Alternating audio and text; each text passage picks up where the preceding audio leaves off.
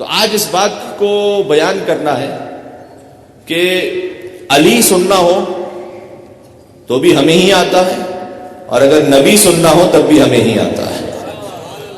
بلکہ آگے جملہ کہہ دوں کہ علی اور نبی کے ساتھ اگر جلی سننا ہو وہ بھی ہمیں ہی آتا ہے۔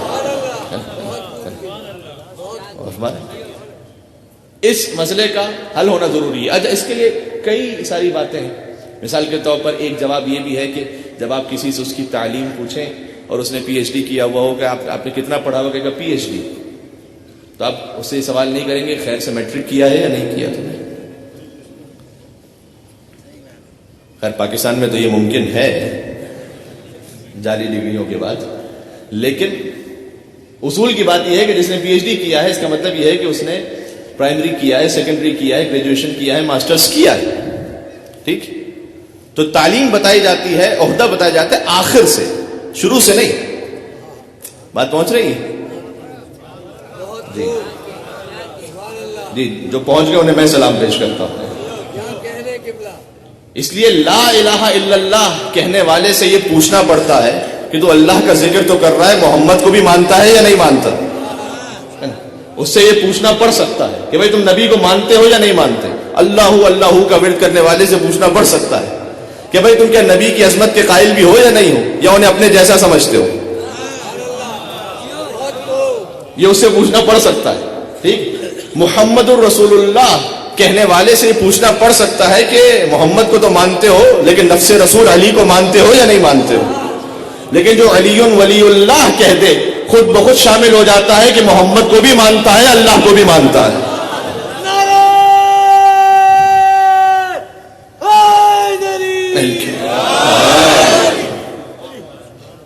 تو گزارش کرنی ہے کہ امیر المومنین بھی وہ یہیں سے بیان ہوتے ہیں، ان کے فضائل، اور ساتھ میں اگر نبی سننا ہے، دیکھیں ایک اور جملہ کہتا ہوں، اسے اس پوری شدت کے ساتھ قبول فرمائے گا جس طرح سے میں آپ تک پہنچانا چاہتا ہوں۔ ہر بات پوچھنے کا جو نا ایک موقع ہوتا ہے کہ کس سے وہ بات پوچھی جائے۔ اب مثال کے طور پر گندم کا پوچھنا ہے تو کسان سے پوچھو، لوہار سے نہیں، ہے نا؟ بات پہنچ رہی ہے یا نہیں؟ اب لوہے کا پوچھنا ہے تو لوہار سے پوچھو، سونار سے نہیں۔ سونے کا پوچھنا ہے تو سونار سے پوچھو، بڑائی سے نہیں۔ علی پوچھنا ہے تو اگر علی پوچھنا ہے تو محمد سے پوچھو، اور محمد پوچھنا ہے تو یا علی سے پوچھو یا جلی سے پوچھو۔ اس سے کم پر جو ہے وہ ہماری خیال پردازی ہو سکتی ہے، حقیقت محمدیہ نہیں ہو سکتی ہے۔ بات پہنچ رہی ہے؟ یہ میں خود سے نہیں کہہ رہا، یہ تو سرکار نے خود بیان فرما دیا تھا کہ اے علی، اللہ کو کسی نے نہیں پہچانا سوائے تیرے اور میرے، مجھے کسی نے نہیں پہچانا سوائے خدا کے اور تیرے، تجھے کسی نے نہیں پہچانا سوائے میرے اور خدا کے اور ہمارے۔ تو اگر نبی کو سمجھنا ہے تو سمجھنا ہوگا ان دو ہستیوں سے، اور بالکل اصول کی بات بھی ہے۔ دیکھیے آپ اگر کسی عالم کو بھی سمجھنا چاہتے ہیں نا، کتنے بڑے عالم ہیں، لیکن ایک بہت گہرا نقطہ عرض کرنا چاہ رہا ہوں، اگر سمجھنا چاہتے ہیں کوئی کتنا بڑا عالم ہے تو دو طریقے ہیں، یا اس کے استاد سے پوچھیں کہ آپ کے شاگرد کیسے تھے، یا وہ جو عالم ہے ان کے کچھ شاگرد ہوں گے ان سے پوچھیں کہ آپ کے استاد کا لیول کیا ہے۔ کسی بھی عالم کو سمجھنے کے لیے یا اس کے استاد سے پوچھنا ہوگا یا اس کے شاگرد سے پوچھنا ہوگا۔ محمد مصطفیٰ کے استاد کا ایک ہی نام ہے جو ہے رب العالمین، اس کے علاوہ ان کا کوئی اور استاد نہیں ہے۔ حضور کے شاگرد کا نام کیا ہے؟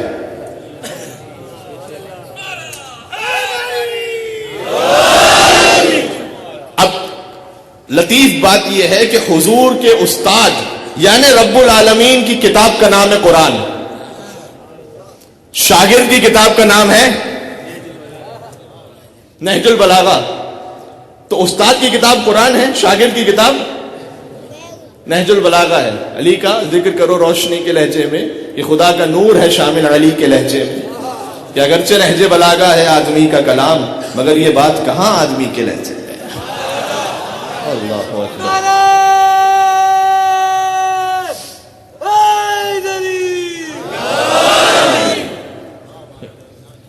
تو کم سے کم اس لیول پہ جا کے سمجھے تو پھر نبی سمجھ میں آئے گا، ورنہ جناب ہر ایک ہستی کا اپنا اپنا مقام ہے۔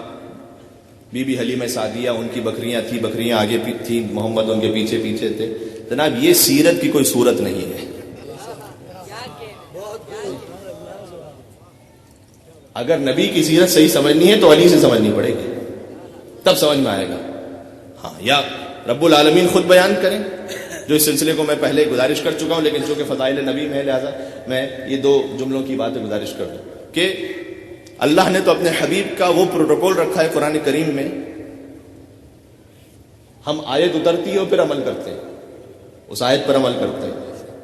نبی عمل کرتے تھے اور آیت اترتی تھی. آپ یہ سیکوینس ملاحظہ فرما رہے ہیں؟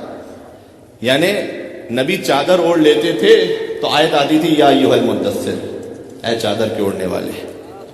نبی کمبل اوڑھ لیتے تھے تو آیت آتی تھی یا ایھا المزمل، اے کمبل کے اوڑھ لینے والے. اللہ نے بچپن کا ذکر فرمایا تو کہا کہ الم یجدک یتیما فآویٰ. انہوں نے سفر اختیار فرمایا تو کہا ووجدک ضالا فہدیٰ. نبی کچھ بات کرنے لگے تو کہا کہ وما ینطق عن الہویٰ ان ہوا الا وحی یوحیٰ. نبی کے چہرے روشن کو دیکھا تو فرمایا کہ والشمس وضحاہا.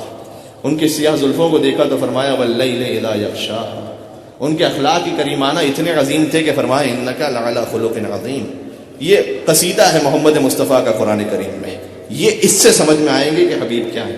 حضور کی رفتار کو دیکھا تو فرمایا انک لعلی خلق عظیم. رفتار کو دیکھا فرمایا کہ لقد کان لکم فی رسول اللہ اسوۃ حسنہ. حضور کے ہاتھوں کو دیکھا فرمایا وما رمیت اذ رمیت ولکن اللہ رمی. حضور کے سینہ مطہر کو دیکھا فرمایا الم نشرح لک صدرک. پشت مبارک کو دیکھا فرمایا ووضعنا عنک وزرک. حضور کے بیت کو دیکھا فرمایا فی بیوت اذن اللہ ان ترفع ویذکر فیہا اسمہ. اور حضور کے اہل بیت کو دیکھا تو فرمایا کہ انما یرید اللہ لیذھب عنکم الرجس اہل البیت ویطہرکم تطہیرا.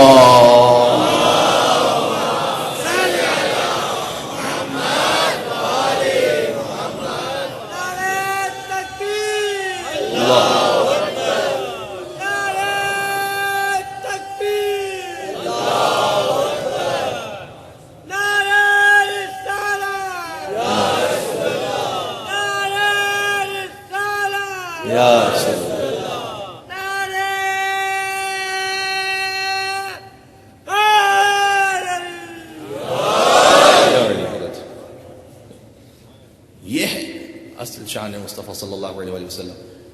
لہذا مکتب اہل بیت، یہاں مجھے اندازہ ہے یہاں سے بہت دور دور تک آواز جاتی ہے. جتنا مجمع نظروں کے سامنے ہے اس سے زیادہ بہت وہ ہے جو نظروں کے سامنے نہیں ہے. اس لیے گزارش کر رہا ہوں کہ مکتب اہل بیت کا متفق علیہ معاملہ یہ ہے کہ علی کا اس کائنات میں 3 نمبر ہے. گھبرا تو نہیں گئے؟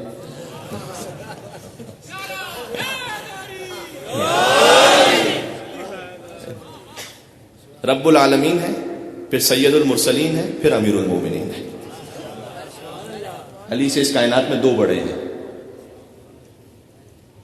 لیکن لطف کی بات یہ ہے کہ ان دونوں بڑوں نے کہا یہ ہے کہ جنت میں وہ جائے گا جس کے دل میں یہ چھوٹا ہوگا.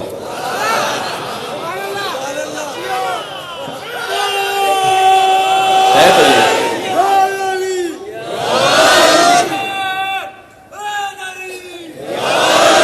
اب میں مولا کائنات سے پوچھنے لگا ہوں کہ نبی کیا ہے. سننا چاہتے ہیں؟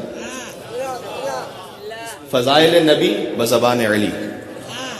ٹھیک ہے. ممبر پر وہ موجود ہیں جس کے لیے ممبر بنا ہے. جناب امیر کہہ رہے ہیں کس کے بارے میں؟ نبی خدا کے بارے میں. فرمایا بسم اللہ الرحمن الرحیم. ساتھ رہیے گا میرے، تھوڑا سا مجھے عربی پڑھنی ہے ابھی. فرمایا بسم اللہ الرحمن الرحیم. کان اللہ. اچھا، عربی کہیں کہیں اس قدر آسان ہے کہ آپ عربی ہی میں شامل ہو جائیں گے اس لطف میں، چونکہ جو کلام امام ہے وہ امام الکلام ہے. جو امام کا کلام ہے وہ سارے کلاموں کا امام ہے. لہذا ہم اس کا ترجمہ تو کریں گے بعد میں، لیکن اصل جو روحانیت ہے اور اصل جو معیار ہے وہ علی کے الفاظ میں ہے، اس کلام میں. فرمایا بسم اللہ الرحمن الرحیم. کان اللہ ولا شیء معه فاول ما خلق اللہ نور حبیبہ محمد صلی اللہ علیہ وآلہ وسلم قبل خلق الماء والعرش والکرسی والسماوات واللوح والقلم والجنة والنار والملائكة وآدم وحواء ب24 و400 ألف عام.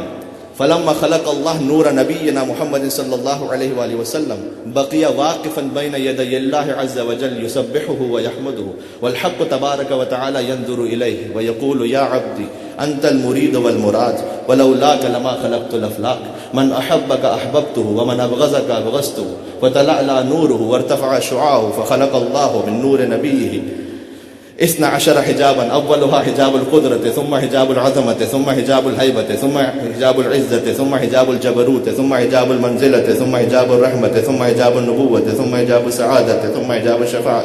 ہے میرے ساتھ یا نہیں؟ ثم حجاب السعادة ثم حجاب الشفاعة فأمره أن يدخل في حجاب القدرة فدخل وهو يقول سبحان ربي الأعلى وبحمده 12,000 عام. ثم دخل في حجاب العظمة فهو يقول سبحان عالم السر وأخفى 11,000 عام إلى أن دخل في حجاب الشفاعة وهو يقول سبحان ربي العظيم وبحمده 1000 عام. ثم خلق الله من نور نبي 20 بحرا من نور في كل بحر علوم لا يعلمها إلا الله تعالى. جہاں تک جائے مجھے بتا دیجیے گا.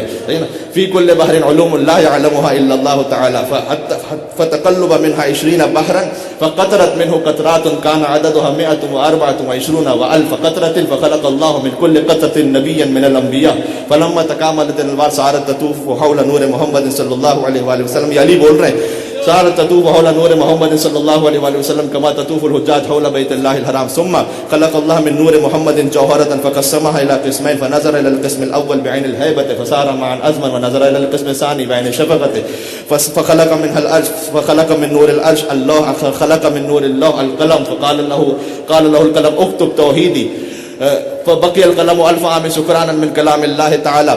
فلما افاق قال له اكتب توحيدي قال ما اكتب قال اكتب لا اله الا الله محمد رسول الله. فلما سمع القلم اسم محمد صلى الله عليه واله وسلم خر ساجدا ويقول سبحان الله الواحد القهار. ثم رفع راسه وكتب لا اله الا الله محمد رسول الله وقال يا رب من محمد الذي قرنت اسمه باسمك وذكره بذكرك قال فالله لما خلقتك وهو بشير ونذير وسراج منير والشفيع وحبيب. فانشق القلم من حلاوة ذكر محمد وقال السلام عليك يا رسول الله وعليك.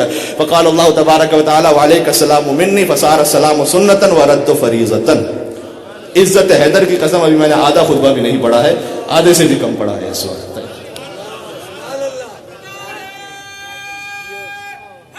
یہ نبی ہے.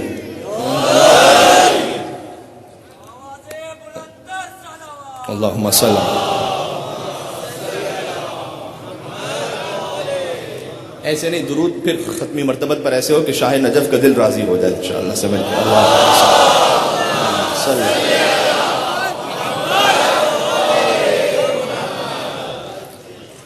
ترجمہ سنا دوں تھوڑا سا. فرمایا کان اللہ. اب بڑے اسرار ہیں اس میں جو کھلتے چلے جائیں گے, ساتھ رہیے گا میرے. کان اللہ, مولا کہہ رہے ہیں خدا تھا, ولا شیء معہ, اور کچھ نہیں تھا. وہاں سے بات پہ آغاز کی. اللہ تھا سبحانہ و تعالیٰ اور کچھ نہیں تھا. فاول ما خلق اللہ نور حبیبہ محمد. سب سے پہلے اللہ نے جس نور کو خلق کیا وہ اپنے حبیب محمد مصطفیٰ کا نور تھا. سب سے پہلے جسے خلق کیا. اور ہمارے اچھا یہ جو آپ نے ہمارے یہاں خطبہ سے حدیث سنی ہے نا کہ کنت نبیا وآدم بین الماء والطین, میں اس وقت نبی تھا. کنت, میں نبی تھا جب آدم بنے نہیں تھے, پانی اور مٹی کے درمیان تھے. یہ برادر ہے سنت کی کتابوں میں بھی کچھ مختلف الفاظ کے ساتھ لکھی ہوئی. اب کسی کی نگاہ جائے نہ جائے اس کی اپنی مرضی ہے, لیکن طبرانی نے معجم الکبیر میں مثال کے طور پر لکھا ہے, امام احمد بن حنبل نے مسند میں لکھا ہے, اور علماء نے بھی لکھا ہے کہ جب نبی سے سوال کیا گیا کہ آپ کو کب سے نبی بنایا گیا, فرمایا وآدم بین الروح والجسد, جب آدم روح اور جسم کے درمیان تھے. ان کے یہاں یہ جملہ ہے, آدم روح اور جسم کے درمیان تھے. تو یہ جملہ ملتا ہے کنتو نبیا وآدم بین الماء والطین. اچھا تاریخ میں 3 کنتو ایسے ہیں جو ان کی شان ہی کچھ اور ہے. ایک رب العالمین نے کہا کنتو کنزا مخفیا, میں چھپا ہوا خزانہ تھا, میں نے چاہا کہ پہچانا جاؤں. فخلقت الخلق, تو میں نے ایک مخلوق کو خلق کیا لکئی اعرف, تاکہ میں پہچانا جاؤں. ایک نبی نے یوں فرمایا کہ کنتو نبیا وآدم بین الماء والطین. ایک اللہ نے کنتو کہا, ایک نبی نے کنتا کہا. اور تیسرا کنتو وہ ہے کہ جو اس پر ایمان نہ رکھے تو اس کا تو عقیدہ ہی پورا نہیں ہوتا. جب غدیر کے میدان میں 1.25 لاکھ کے مجمع میں شمس الضحیٰ نے بدر الدجا کو اپنے شانوں پر بلند کر کے فرمایا کہ من کنت مولا فہاں ذا علی مولا.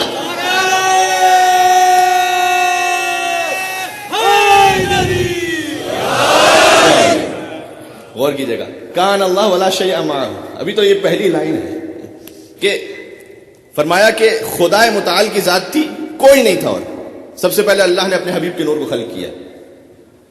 کن کن چیزوں سے پہلے؟ قبل خلق الماء, پانی سے پہلے, والعرش والکرسی واللوح والقلم والجنت والنار والملائکۃ وآدم وحوا کتنا پہلے؟ ب24 و 400 الف عام، 4,24,000 سال پہلے. یہاں کے 4,24,000 سال نہیں، وہاں کے 4,24,000 سال.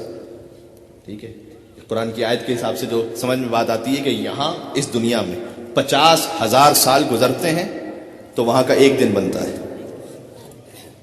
نا. کان مقدار 50,000 سنہ. یہاں 50,000 سال جب گزرتے ہیں تو وہ ایک دن بنتا ہے وہاں پر. وہاں کے 4,24,000 سال پہلے اللہ نے اپنے حبیب کے نور کو خلق کیا.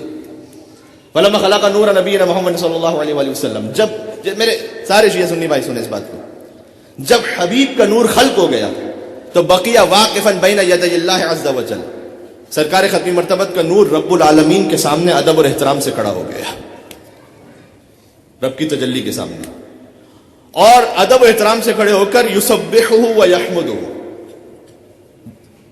نبی تسبیح کرنے لگے اور خدا کی حمد کرنے لگے. ٹھیک، 1000 عام، 1000 سال تک. والحق تبارک و تعالی ینظر الیہ، اور خدائے سبحان اپنے حبیب کے نور کو دیکھتا رہا. اگر میرے ساتھ ہے تو ایک منظر سنا دوں میں آپ کو اس وقت. نبی کا نور ہے، تسبیح کر رہا ہے، تحمید کر رہا ہے 1000 سال تک، اور رب العالمین ہے کہ جو اپنے حبیب کے نور کو دیکھ رہا ہے. یہ کون ہے جو چشمدید گواہ بن کر سنا رہا ہے؟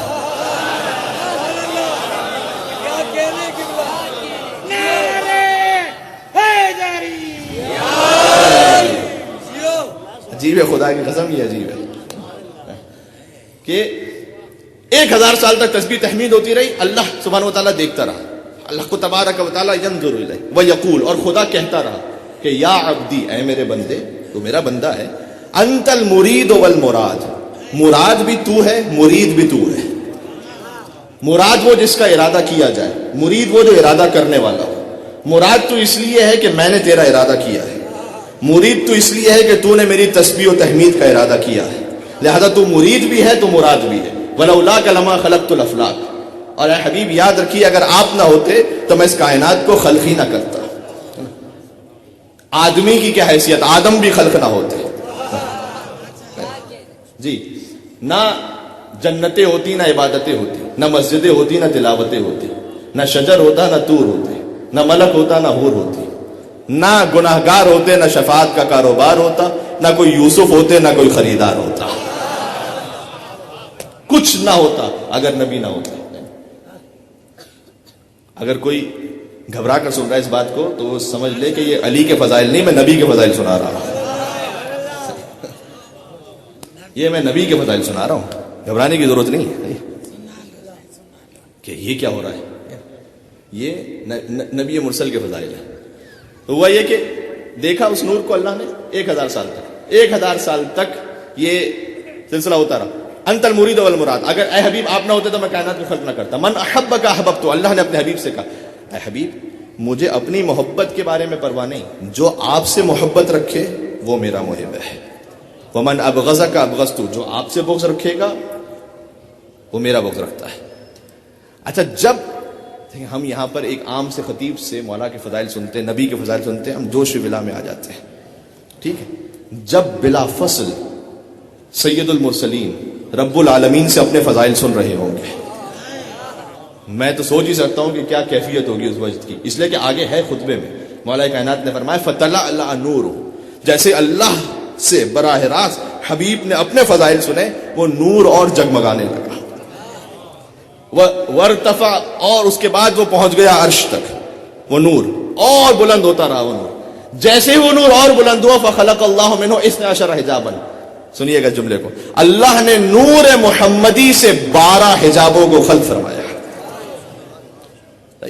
اولها حجاب القدرت، ثم حجاب العظمت، ثم حجاب الہیبت، ثم حجاب السعادت، ثم حجاب الجبروت، ثم، یہ سارے حجاب اللہ نے خلق فرمائے. ٹھیک ہے، 12 حجاب خلق ہو گئے. اس کی تفصیل ہے، اس تفصیل میں میں جا نہیں سکتا، اس وقت کم ہے. 12 حجاب اللہ نے خلق فرمائے. پھر کہا فامرہ ان يدخل فی حجاب القدرت، اپنے حبیب سے کہا کہ حبیب آپ حجاب قدرت میں داخل ہو جائیں. فدخل، حبیب کا نور حجاب قدرت میں داخل ہوا. جیسے ہی وہ حجاب قدرت میں پہنچے تو وہ ذکر کرنے لگے سبحان ربی الاعلی و بحمدہ 12 عام. 12,000 سال تک نبی کا نور سبحان ربی الاعلی و بحمدہ پڑھتا رہا. اللہ اکبر. ثم دخل فی حجاب العظمت، اس کے بعد حجاب عظمت میں داخل ہوئے اور ذکر پڑھتے رہے سبحان عالم السر و اخفا، پاک اور منزہ ہے وہ جو کہ جو ہر مخفی چیز کا بھی جاننے والا ہے، ظاہر چیز کا بھی جاننے والا ہے. یہ 12 عام 11,000 سال تک یہ پڑھتے رہے. اچھا جیسے جیسے ایک ایک حجاب ہے، ایک 1,000 سال کب ہو رہا ہے، اب اس کی تفصیل میں نہیں جاتا. اعلان دخل فی حجاب الشفاعت، آخر میں حجاب شفاعت میں نبی کا نور داخل ہوا اور کہہ رہے تھے سبحان ربی العظیم و بحمد 1000 عام. 1,000 سال تک یہ کہتے رہے سبحان ربی العظیم و بحمد، نبی کا نور یا ذکر پڑھتا رہا. عجیب شان ہے. ثم خلق اللہ من نور نبی 20 بحرا من نور، پھر اللہ نے اپنے نبی کے نور کے صدقے میں 20 نور کے سمندروں کو خلق فرمایا. تھوڑا سا میرا ساتھ رہیے گا، تقریر بوجھل تو نہیں ہو رہی کوئی. اللہ نے نبی کے نور سے 20 سمندروں کو، جو نور کے سمندر تھے، انہیں خلق کیا. ان 20 سمندروں کی تفصیل اپنے مقام پر.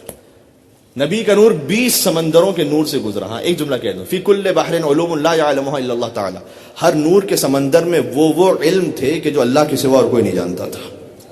نبی کا نور اس میں جو گزرتا رہا گزرتا رہا گزرتا رہا گزرتا رہا. جب آپ سمندر سے گزریں تو کیا ہوتا ہے، جسم سے قطرے بہتے ہیں. فقطرت منہ قطرات، نبی کے نور سے قطرے بہنا شروع ہوئے. کتنے قطرے، میرے ساتھ دیجیے گا. کان عددها 124 الف قطرۃ، نبی کے جسم سے قطرے بہنا شروع ہوئے جن کی تعداد 1,24,000 تھی. جی فخلق اللہ من کل قطرۃ نبی من الانبیاء، محمد مصطفیٰ کے جسم سے بہنے والے ہر قطرے سے اللہ نے ایک نبی کو خلق فرما دیا. اللہ اکبر. ہاں یہ یعنی آدم علیہ السلام نبی کے جسم کے قطرے سے، نوح علیہ السلام میرے نبی کے جسم کے قطرے سے. اچھا آپ جائیں بازار میں، کہیں دیکھا ہے کہ جس جسم کا جو پسینہ ہے وہ بک رہا ہو؟ جسم کا فاضل ہوتا ہے نا، یہ تو اس کی تو کوئی حیثیت نہیں ہوتی. جس کے جسم کے پسینے سے نبی بن جائیں اس کے خون کی حیثیت کیا ہوگی.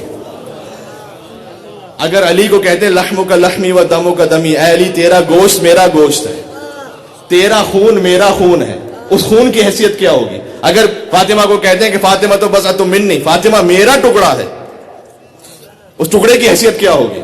ٹھیک ہے. جب 1,24,000 انبیاء خلق ہو گئے، سارت تطوف حول نور محمد، یہ 1,24,000 انبیاء حضور کے نور کا طواف کرتے رہے. کما تطوف الحجاج حول بیت اللہ الحرام، جیسے کہ حاجی بیت اللہ الحرام کا طواف کرتے ویسے طواف کرتے رہے. فخلق اللہ من نور محمد جوہرۃ، اس کے بعد اللہ نے حضور کے نور سے ایک جوہر کو خلق کیا، ایک موتی کو. فقسمها الى قسمین، اسے 2 حصوں میں تقسیم کیا. فنظر الى القسم الاول بعین الہیبۃ، پہلی قسم کی جانب ہیبت کی نگاہ کی. فصار ماء عذبا، نبی کے نور کا صدقہ تھا وہ میٹھے پانی میں بدل گیا. دوسرے قسم کی جانب اللہ نے نگاہ کی، عین شفقت کی. فخلق منها العرش، اللہ نے اس نور کے دوسرے حصے سے عرش کو خلق فرمایا. وخلق من نور العرش الکرسی، اللہ نے عرش سے کرسی کو خلق فرمایا. ومن نور الکرسی اللہ، کرسی کے نور سے لوح کو خلق فرمایا. ومن نور اللہ القلم، لوح کے نور سے قلم کو خلق فرمایا. جس کے نور کا صدقہ ہو قلم کی خلقت، وہ کون بیوقوف ہوگا جو کہے گا کہ نبی کو لکھنا اور پڑھنا نہیں آتا تھا. اللہ اکبر. مجھے جملہ کہنے دیں. اچھا لکھنا پڑھنا نعوذ باللہ من ذالک، نقل کفر نباشت، لکھنا پڑھنا نہیں آتا. نبی نے ایک موقع پر قلم اور دوات تو مانگا تھا، قلم اور کرتاس، قلم اور کاغذ مانگا تھا نا نبی نے، تو دینے میں پریشانی کیا تھی؟ پھر جو لکھ ہی نہیں سکتا نعوذ باللہ من ذالک، تو دینے میں پریشانی کیا تھی؟ پھر بھائی امی بمانا صرف ان پڑھ ہے مسلمانوں، اگر امی بمانا صرف ان پڑھ ہے مسلمانوں تو اپنی اس جہالت کو روایت کا بھرم دے دو، تو اپنی اس جہالت کو روایت کا بھرم دے دو. اور نبی کا دل دکھانے کا گناہ کیوں سر پہ لیتے ہو؟ وہ لکھ پڑھ جو نہیں سکتا اسے کاغذ قلم دے دو.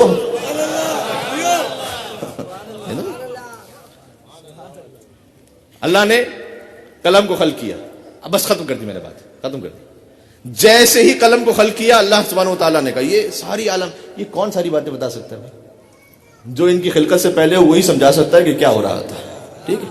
تو وہ مولا کائنات بتا رہے ہیں. جب قلم خلق ہو گیا اللہ نے کہا کہ اکتب توحیدی، اللہ نے قلم سے کہا میری توحید کو لکھو. فبقی القلم الف عام سکرانا من کلام اللہ تعالی، جو اللہ نے براہ راست قلم سے کلام کیا تھا تو قلم کانپتا رہا 1000 سال تک. فلما افاق، جب قلم کو کچھ افاقہ ہوا، اللہ نے کہا اکتب توحیدی، میری توحید کو لکھو. اس نے کہا ما اکتب، پروردگار تیری توحید میں کیا لکھوں؟ صرف کہا تھا توحید لکھو. اللہ نے لکھوایا کیا؟ کہا اکتب، یہ لکھو لا الہ الا اللہ محمد رسول اللہ. جس کی توحید بھی محمد رسول اللہ کے بغیر پوری نہ ہو، اس کے لیے یہ سوال ہوگا کہ یا رسول اللہ مدد کہنا ٹھیک ہے یا نہیں ہے. کہا یہ لکھو لا الہ الا اللہ محمد رسول اللہ، یہ لکھو. جب یہ لکھ دیا، قلم نے یہ لکھ دیا، تو جیسے اس میں محمد کو سنا خر ساجدن، قلم سجدے میں چلا گیا اور کہتا رہا سبحان اللہ الواحد القہار. اس کے بعد اس نے سجدے سے سر اٹھایا، کہا یا رب من محمد الذی قرنت اسمہ باسمک، یہ کون ہے محمد جس ان کے نام کو تو نے اپنے نام کے ساتھ رکھا ہے اور ان کے ذکر کو اپنے ذکر کے ساتھ رکھا ہے، یہ کون ہے؟ فرمایا کہ ولولا لما خلقتک، اے قلم اگر وہ نہ ہوتے تو تجھے بھی خلق نہ کرتا. وَهُوَ بَشِيرٌ، یہ جلالت الہیہ دیکھیے، وَهُوَ بَشِيرٌ وَنَذِيرٌ وَسِرَاجٌ مُنِيرٌ وَشَفِيعٌ وَحَبِيبٌ. وہ شفیع ہے، وہ حبیب ہے، سراج منیر ہے، بشیر ہے، نذیر ہے. جیسے ہی قلم نے فضائل مصطفیٰ کو سنا رب العالمین سے، یہ بزرگ جانتے ہوں گے اس بات کو، جب ایک شے میں بہت زیادہ مٹھاس آ جائے تو کیا ہوتا ہے؟ شوگر کین ہے، واٹر میلن ہے، بہت زیادہ مٹھاس آ جائے پھٹ جاتا ہے وہ. جیسے ہی قلم نے براہ راست فضائل مصطفیٰ کو سنا فانشق القلم من حلاوت ذکر محمد، ذکر محمد کی مٹھاس ایسی تھی کہ قلم شق ہو گیا، پھٹ گیا قلم. اور اس نے کہا السلام علیک یا رسول اللہ، قلم نے کہا السلام علیک یا رسول اللہ، رسول کو سلام کیا تھا. فاجاب اللہ تعالی، اللہ نے جواب دیا وعلیک السلام منی، اے قلم تجھ پر میرا بھی سلام. قلم نے رسول کو سلام کیا، اس سلام کے جواب میں اللہ نے قلم کو جواب دیا. جب جواب دے دیا، اب میرے مولا علی نے عجیب شان کا جملہ کہا کہ فَلِأَجْلِ هَذَا صَارَ السَّلَامُ سُنَّةً وَرَدُّ فَرِيضَةً، اسی خاطر ہے کہ سلام کرنا مستحب ہو گیا، جواب دینا واجب ہو گیا. ایک مل کے صلوات بھیجتے محمد و آل محمد پر.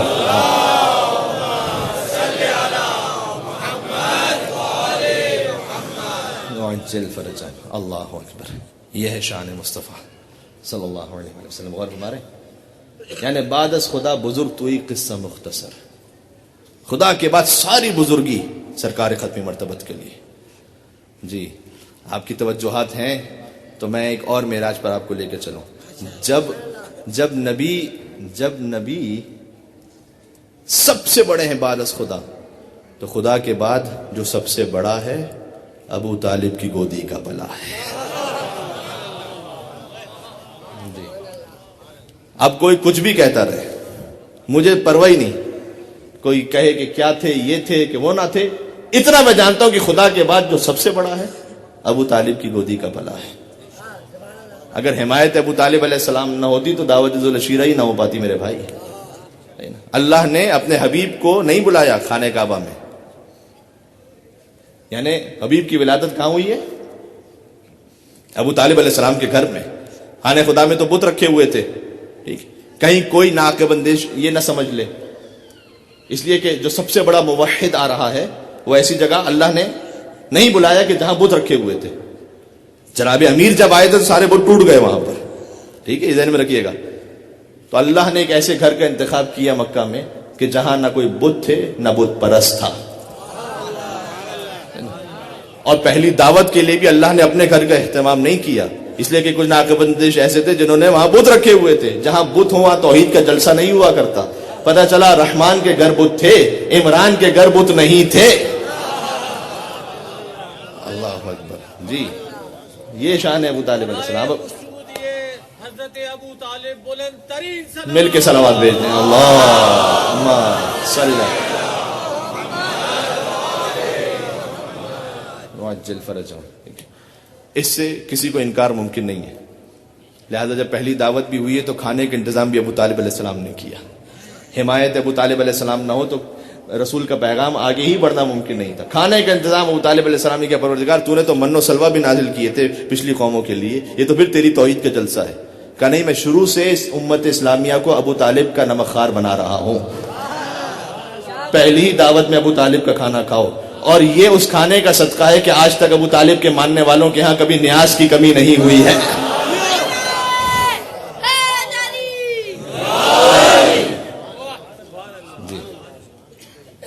اس لیے کہ یہ میرے اپنے نفس پر ظلم ہو جاتا، زیادتی ہو جاتی اگر میں شان مصطفیٰ کے ساتھ شان ابو طالب نہ پڑھتا. یہ زیادتی ہو جاتی. اور جب ابو طالب علیہ السلام کا اجتماع ہو گیا بس مجھے دعوت العشیرہ نہیں پڑھنی, میں تو بس منزل مصائب پہ جاؤں گا. جب یہ اہتمام ہو گیا, 3 دن تک کھانے کا اہتمام تھا. پہلے دن آیا, کھانا کھا لیا, حضور اٹھے بات کرنے کے لیے, ابو لہب کھڑا ہو گیا, حضور کو بات نہیں کرنے دی, شور مچایا, باہر لے کر چلا گیا. حضور نے کہا کہ کل کھانا ہے پھر آ جانا. اسی لیے بہت سے لوگ ہیں مجلس کا بائیکاٹ کر دیتے ہیں, نیاز کا بائیکاٹ نہیں ہو پاتا ہے. ایک مل کے صلوات بھیجتے محمد و آل محمد پر. اللہ صلی.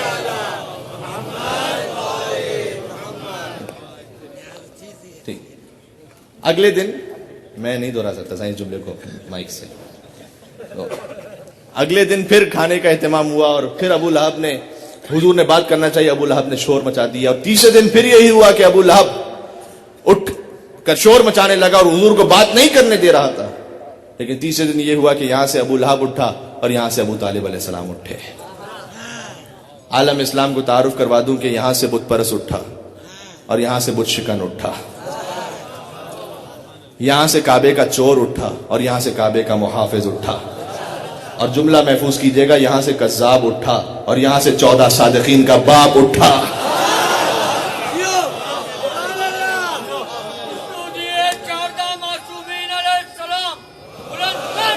حیدر ہوں کہ حسنین کے سجاد خدا ہوں, باقر ہوں کہ جعفر ہوں کہ موسیٰ کے رضا ہوں, جواد تقی ہوں یا نقی مست دعا ہوں, سرکار حسن عسکری انجم بقبا ہوں یا مہدی آخر کے حجابوں میں چھپا ہوں, ہر جز اسی پیکر غالب سے ملے گا, ہر فرد کا شجرہ ابو طالب سے ملے گا.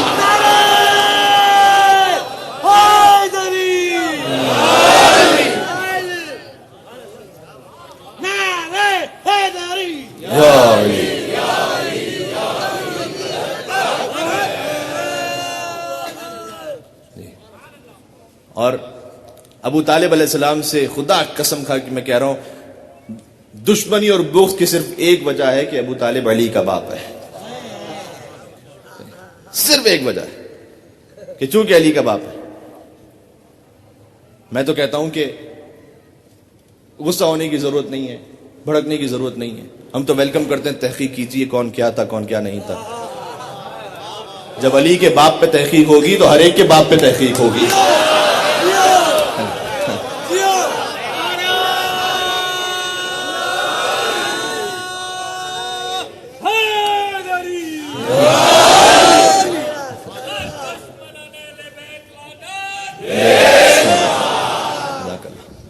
بات پہنچ رہی تو. اور اس پورے شجرہ طیبہ پر احسان ہے ابو طالب علیہ السلام کا.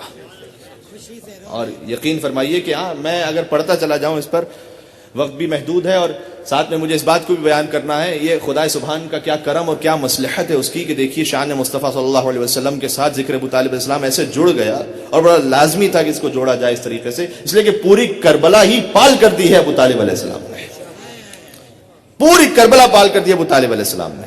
ٹھیک, آپ دیکھتے جائیے, حسین ابن علی ابن ابی طالب, زینب بنت علی ابن ابی طالب, عباس ابن علی ابن ابی طالب, علی اکبر ابن حسین ابن علی ابن ابی طالب, قاسم ابن حسن ابن علی ابن ابی طالب, سکینہ بنت الحسین ابن علی ابن ابی طالب, علی اصغر ابن حسین ابن علی ابن ابی طالب, اون محمد ابن عبداللہ ابن جعفر طیار ابن ابی طالب. زمانہ کچھ بھی کہتا رہا, یہ خون ابو طالب کی گلکاری ہے کہ جس کے صدقے میں آج اسلام زندہ ہے. عظمت ابو طالب علیہ السلام پر ایک مل کے حیدری صلوات بھیجتے ہیں محمد و محمد.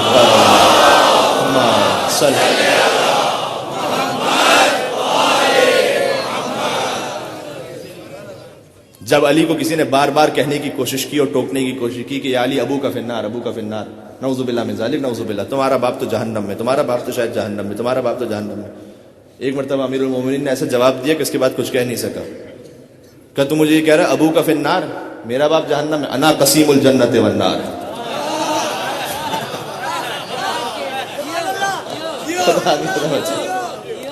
اللہ اکبر, مل کے اور صلوات بھیجیں محمد و آل محمد پر.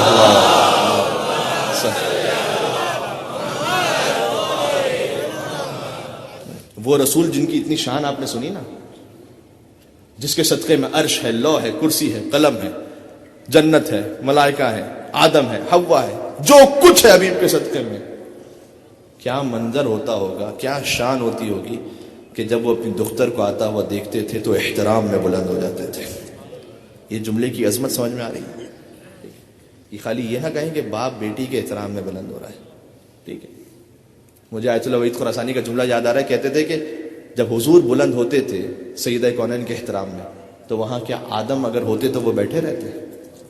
سنیے گا، آدم ہوتے تو، کیونکہ سید المرسلین تو حضور ہے نا، آدم بھی بلند ہو جاتے، نوح بھی بلند ہو جاتے، ابراہیم بھی بلند ہو جاتے، موسیٰ اور عیسیٰ علیہ السلام بھی بلند ہو جاتے۔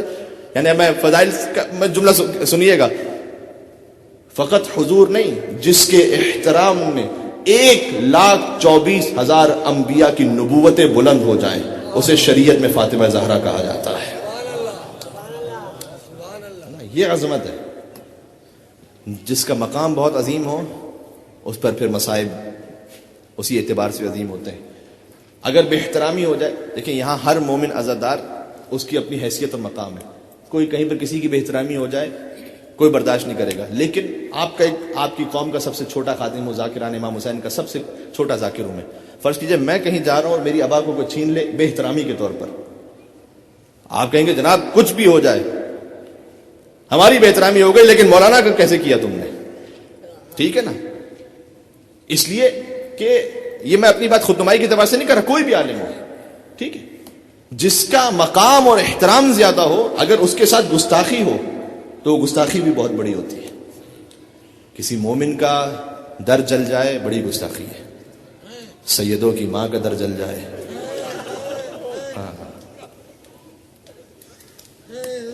یہ کوئی معمولی بات نہیں ہے، ٹھیک ہے؟ آگے جملہ کہوں، اگر کوئی ہاتھ اٹھا دے کسی مستور پر ظلم ہے، بے احترامی ہے، اگلا جملہ کہنے کی ہمت نہیں ہو۔